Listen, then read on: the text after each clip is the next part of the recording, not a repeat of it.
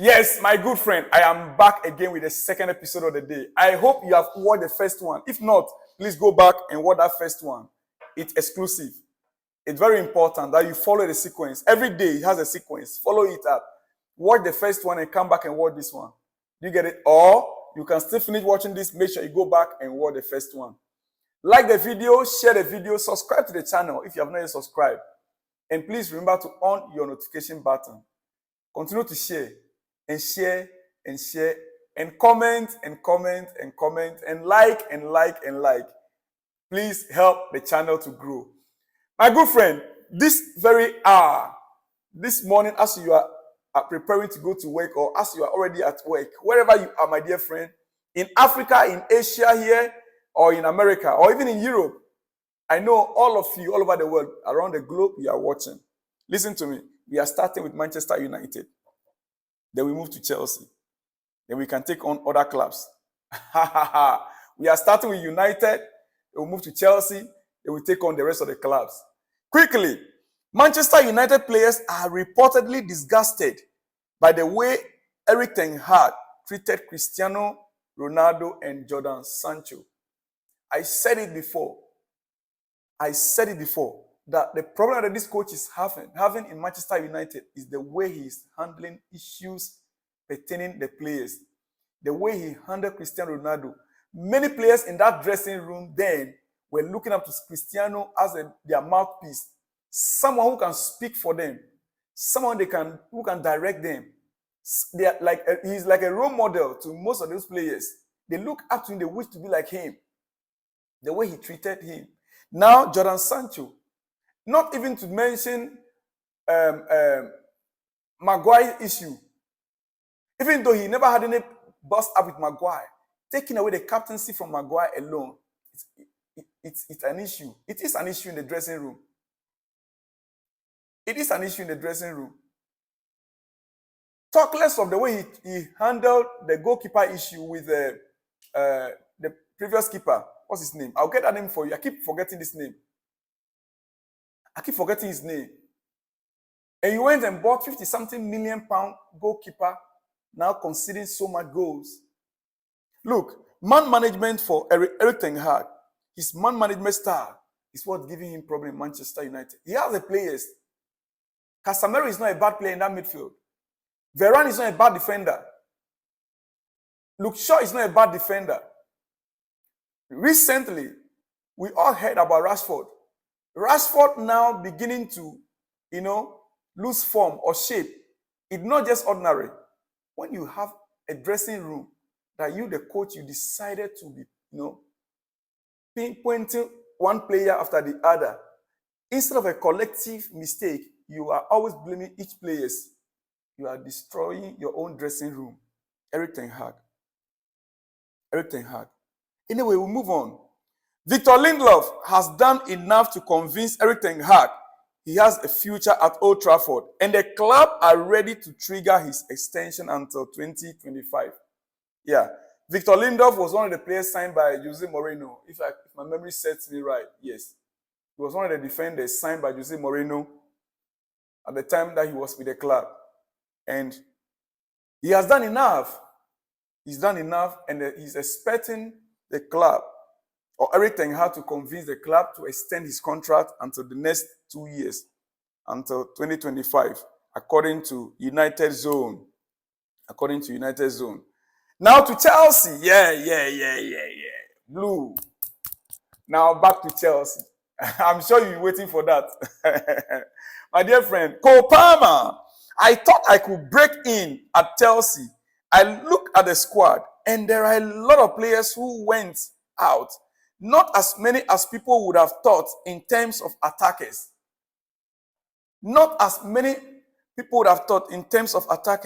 So he looked at the club, the way players were leaving Chelsea. Mason Mount, gone. Kai Havertz, gone. The way players were leaving Chelsea, he looked at the club. When Chelsea approached him, and he was like, wow, I could easily break through there, become a first-team player. Let me sign for them. Go ahead and negotiate with my club. City was like, okay, we need to balance our books. Yeah, we need the money to balance our books. We won the Champions League, but we have 2 or 3 players that we also need to let go. And we made a lot of expenses. We still need to balance our books and see if we can gain some profit. Okay, let Chelsea come in. Have you finished your personal negotiations with them? Have you agreed on the terms with them already? Copan was like, yeah, they are still talking. My agent is still discussing with them. Okay, go ahead, negotiate. In our case, £50 million will be okay. Copan will be like, eh? £50 million. I hope you are not trying to sabotage the deal. I hope you are not trying to cause my failure for me to still remain in this club. And I'll be playing a second fiddle position. No. Do something. No. Mr. President, Mr. Qatari, please do something. They look at the situation. They say, okay. Never mind. It's okay. Let Chelsea bring 45 million. 45 million. That will be enough to get you through. Pama said, okay. I'll see. I'll talk to my agent and he will continue to discuss with them and let's see what happens next. Chelsea said, in the next 24 hours, we need you, Cole Palmer. Within 9 hours, Cole Palmer was in Chelsea doing medicals. That is how he got to Chelsea. Now he's saying, he looked at the club. He looked at the outgoings. He said, Cole Palmer, I thought I could break in at Chelsea. I look at the squad, and there are a lot of players who went out. Not as many as people would have thought in terms of attackers. He looked at the situation and was like, wow, this is an opportunity. It is an opportunity. And he came in. Now, a legend, in the football world, I always like to quote them whenever they speak because they influence games, they influence players, they influence the media, they influence how much players have even been sold in the market. Yeah. It is a commentator and the pundits and they normally price the players. They will hype the player until the club will begin to think the player is the best in the world. They will hype you and hype you and hype you. That is how players get value. Pat Nevan on Cole Palmer. He said the loss of Gundogan feels even more serious now. And the surprise ejection of Cole Palmer, a player I thought could grow into a city giant, but was offloaded to help balance the books, looks questionably in hindsight. After, yes, he was surprised that Man City could just let go Cole Palmer to Chelsea. He was surprised about it. That is what he's saying. After Gundogan has left, he thought players like Cole Palmer could be a replacement. But City also needed the cash to balance their books. And so he was like, the loss of Gundogan feels even more serious now.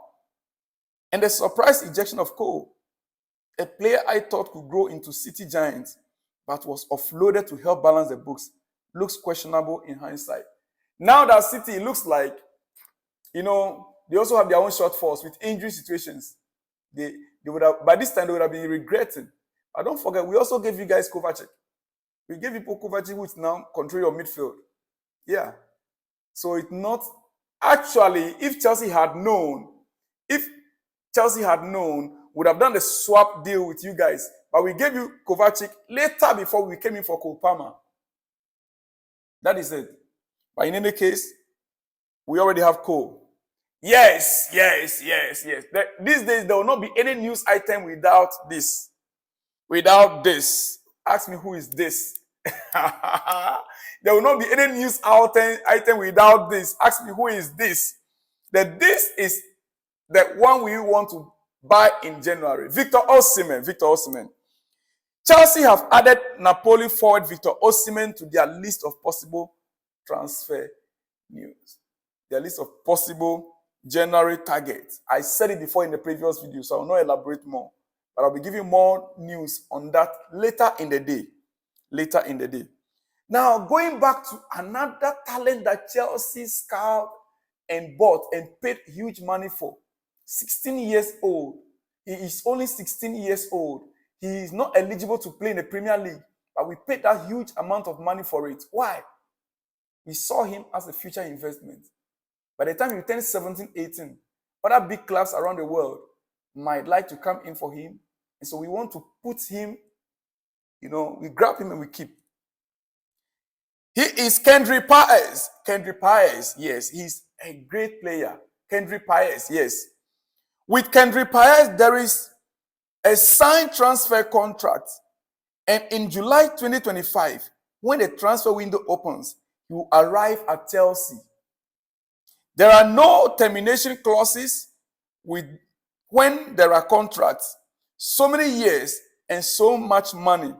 Neither Casado nor Kendry has a clause. It's the same Casado agent. Yeah, it is the same agent that helped us to secure this young talent.